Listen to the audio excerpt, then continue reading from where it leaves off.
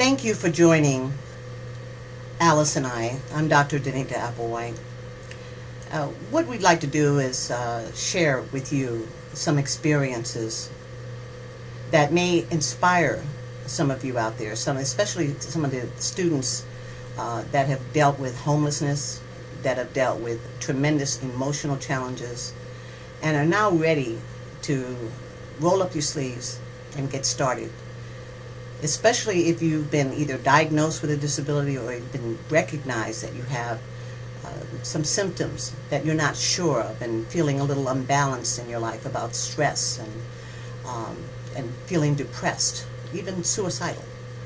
If you're feeling any of those things, maybe the story that Alice is going to share will help inspire you so that you can roll up your sleeves and get back to school and back to work.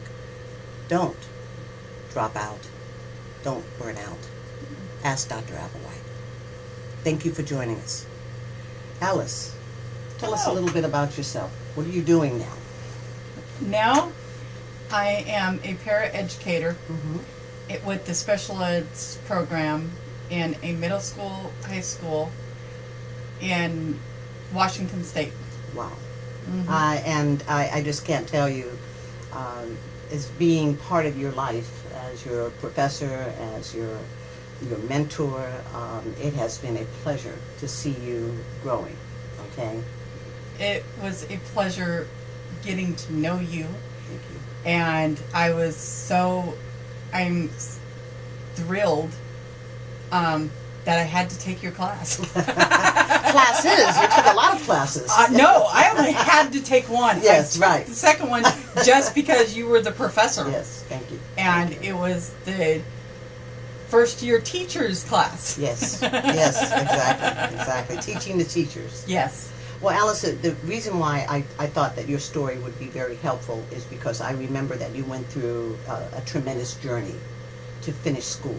And here you were, a single parent, with, was it three children? Two. Two children, your son and your daughter.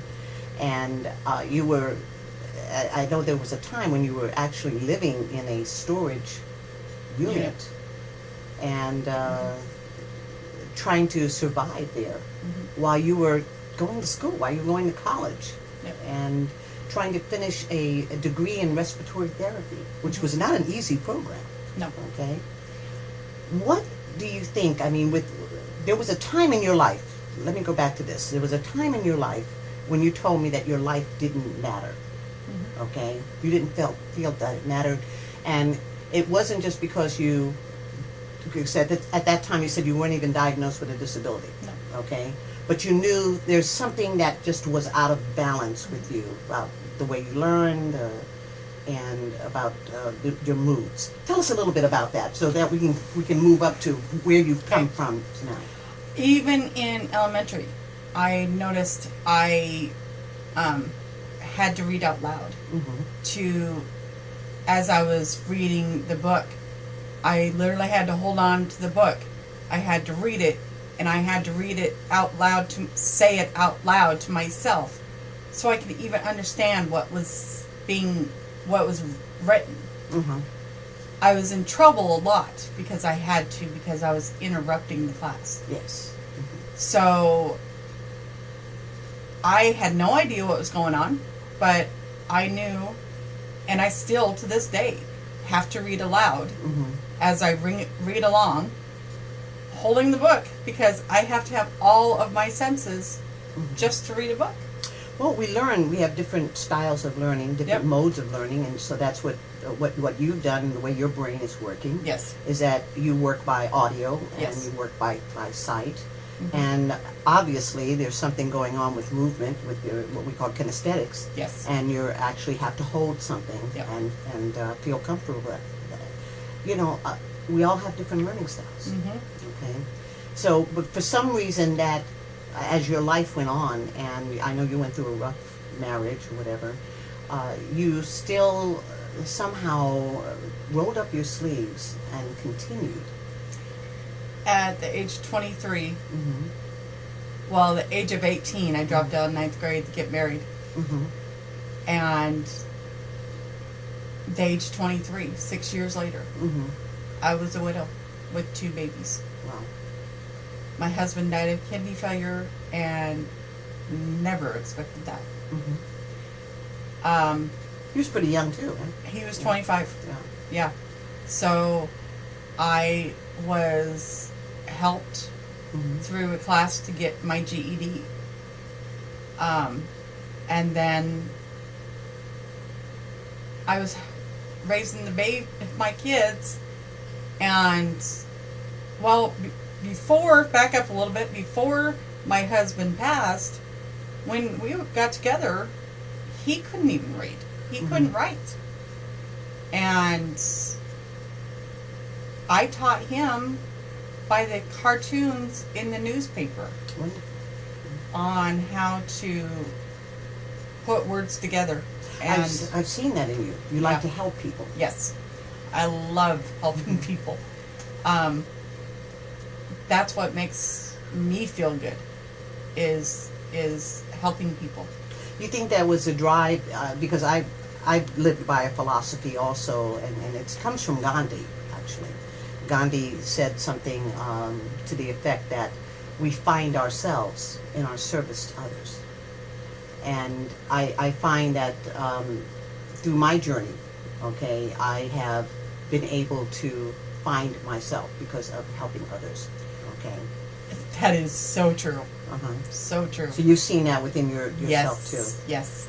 If I pay it forward, and I never look as to get something from what I do, from helping people, right? That's my inner payment. Wow. So you you go through all of this as far as, you have these 2 children and you're trying to go to school and you land up in a homeless situation. Yes. And you still don't quit. No, because I have 2 babies. And I was determined they were going to graduate. Then when my kids were becoming closer to high school, I realized I need to do something to better myself, to show my kids, to be a role model to my children. Yeah. That motivates a lot of people. Yes. To be a role model. Yes. And for them to finish. Because if mom can do it, anybody can do it. And so I went back to school. Now, when you went back to school, did you utilize any of the accommodations? I know that you spoke with me as your professor at that time, but when I met you, and I asked you to help me after class, that's my accommodation. Yes.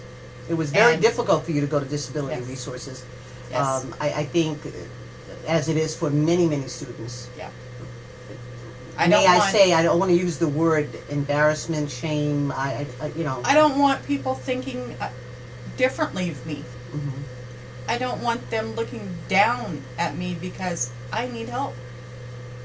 And it hindered me a lot, especially through school. I did a radio show on disability and feeling that your life matters, okay? And because there's a lot of stuff going on in the media about racism now, and they're protesting that Black Lives Matter, and I certainly appreciate the what's going on with my own ethnic group and the challenges that we're going through, the injustices, but I feel that all lives matter. Every single life matters. As humanitarians. Yes. And even though we have to focus on where the need is greatest, and I see also within you and your situation that the need was very great for someone to intervene and support you. Yes. Okay, and so that's why I feel comfortable saying that even though you didn't necessarily come to White Apple Institute at the beginning, you came through me, which I was running the institute at that time, and wanted to reach out and help. At that time, a lot of single women that were going to school and struggling to get through, and not feeling like their lives mattered, and I wanted to give them something, okay? And the only thing that I could give them, which I realized the hard way, is the ability to look within themselves. Yep. Okay, because I could not make a change happen for you. I could only influence you to make the change happen for yourself. Just you being supportive, that did give me the courage to look inside myself, to find how strong I really am. And you and I finished with help of 3 other students. We were like our little dumpling gang there. Yes.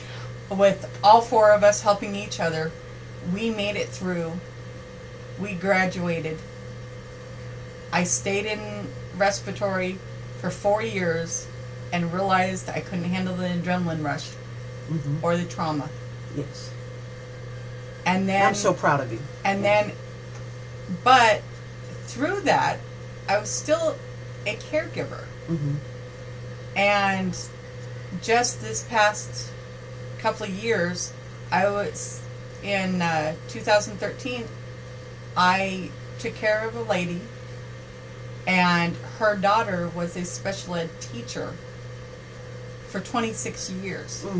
And she goes, "You would be perfect Yes, I've always seen that as a in you. paraeducator." Yes. And it's like, I don't have experience. She goes, "You have a heart." That's She right. goes, "You have compassion." She goes, "If you have college credit, that's all that matters." And it's like, what?